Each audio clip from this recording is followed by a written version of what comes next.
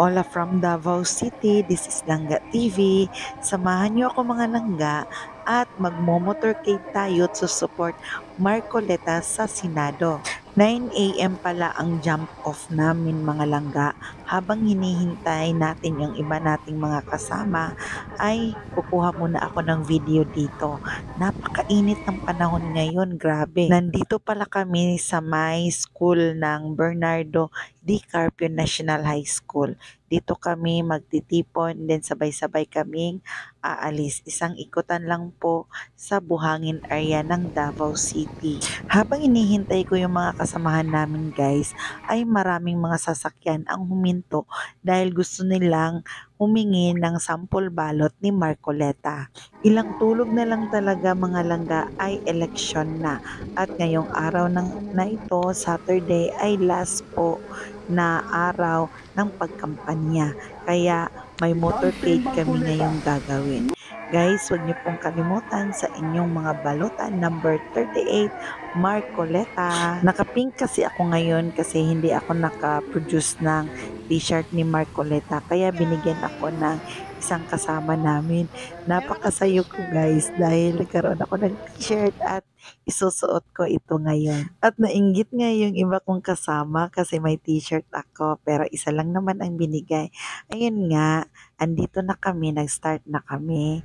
Dumaan pala kami ng Kabantian, tapos sa may country homes at lumabas kami ng syudad de Esperanza at saka doon sa Pag-ibig at lumabas naman kami sa Pag-ibig papunta ng NHA Buhangin.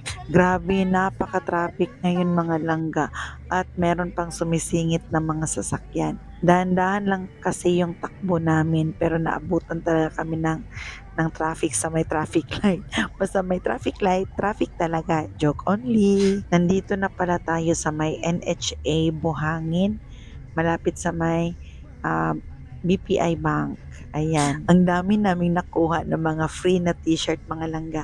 Dahil kanina doon sa may Kabantian National High School, merong namimigay na free na t-shirt ng isang kandidato na tumatakbong mayor dito sa Davao City. At tinanong niya kami kung ilan kami sa van. Kunti lang naman kami. Alam nyo guys, as in ang daming nilagay niya. Syempre, free naman yun. Tinanggap namin mga langga.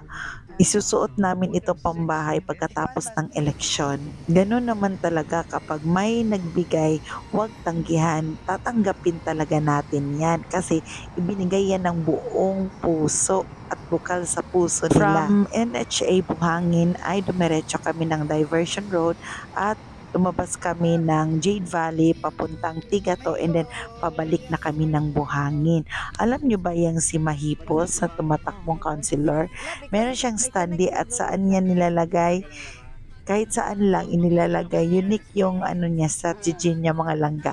Kasi meron ngang na-report dati dahil akala nila magsusuicide yung standing niya kasi nilagay doon sa second floor tapos madilim. Ayan mga langga, tapos na kaming mag-motorcade at pabalik na kami ng Buhangin.